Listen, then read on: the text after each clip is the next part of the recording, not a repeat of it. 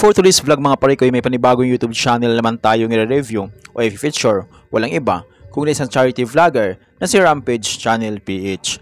So mga pare ko, ito si Rampage Channel PH ay may mahigit 376,000 subscribers. Ginawa yung kanyang YouTube channel November 16, 2016 at may total video views tumabot sa 45,288,993. Dito sa video ito mga pare ko ay ating alamin kung magkano na nga ba yung kanyang estimated YouTube sahod.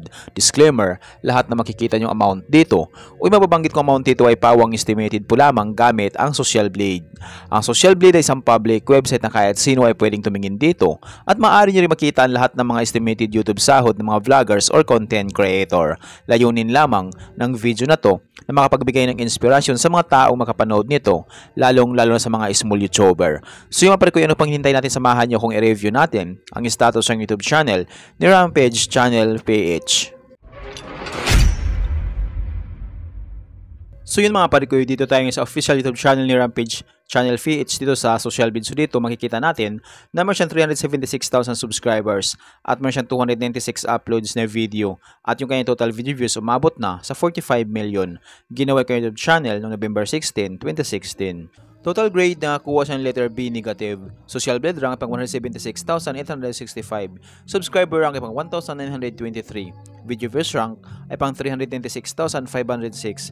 Country rank ay pang 702 na siya dito sa Pilipinas bilang isang vlogger. For the last 30 days, nakakuha ng 27,000 subscribers ito si Rampage Channel PH at nakakuha siya ng 4.4 million total video views in the last 30 days.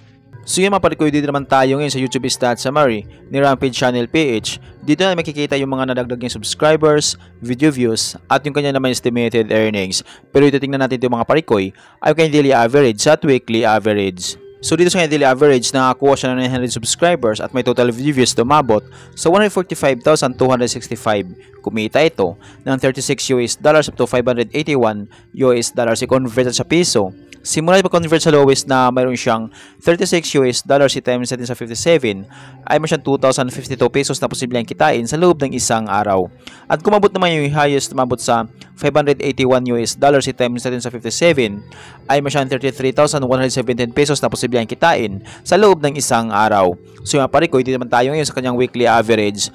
So sa kanyang weekly average, nakakuha siya ng 11,000 subscribers at may total video views tumabot sa 1,823,818. Kumita ito ng $546 up to $7,300 i-convert sa piso.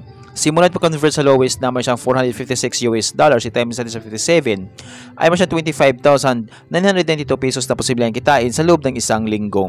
At kumabot naman yung highest, tumabot sa $7,300 i-times natin sa 57 ay may siyang 416,100 pesos na posibleng kitain sa loob ng isang linggo. So yung mga pare ko, dito naman tayo ngayon sa estimated monthly earnings. So disclaimer po lamang mga pare ko, ang video na ito ay layunin lamang na makapagbigay ng inspirasyon sa mga taong magkapanood nito, lalo sa mga small YouTuber. Lahat na makikita yung amount dito o mababanggit kong amount dito ay pawang estimated po lamang gamit ang Social Blade.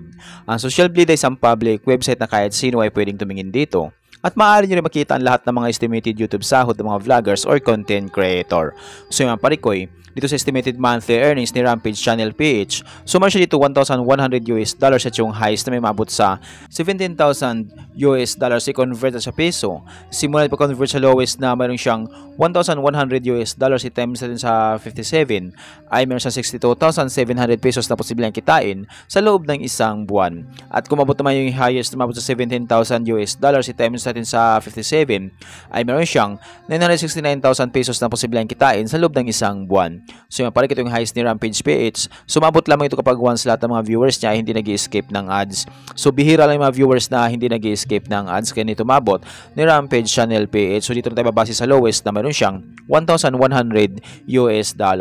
So itong $1,100 nakatumbas ng 62,700 pesos. So maaaring doble lang ito or triple. So yan yung posibleng kitain ni Rampage Channel PH sa YouTube channel sa loob ng isang buwan. Pero maaaring magbabago pa ito mga pare ko, depende sa dami ng views na makukuha ni Rampage Channel PH. So dahil ang sahod ng mga vloggers or content creator, nakadepende sa dami ng views, hindi sa dami ng subscribers. At laking tulong din yung mga viewers na hindi nag-i-skip ng ads. So kapag once na hindi pa tayo nag-i-skip ng ads, medyo laki ang YouTube sahod ni Rampage Channel PH. So mga pare ko, deserve ni Rampage Channel na magkaroon siya ng malaking sahod sa kanyang YouTube channel, kaya tuloy-tuloy natin suportahan ito si Rampage Channel PH hanggat maaari. Huwag po tayo mag-skip ng ads sa lahat ng mga vlog or video ni Rampage Channel PH, so sa ganung paraan medyo lalaki yung kanyang YouTube sahod. So mga pare ko, hanggang dito lang yung video natin. So kung mayroon kayong inidolong vlogger na gusto nyo malaman yung kailang estimated YouTube sahod, paki-comment lamang sa comment section at gagawan natin ng itong klaseng ori ng video. At kung nagustuhan nyo ang video itong mga pare ko, huwag nyo po sana kalimutan mag-like, share at mag-subscribe sa munting channel na ito. Once again, this is Kabady Vlog. Peace out.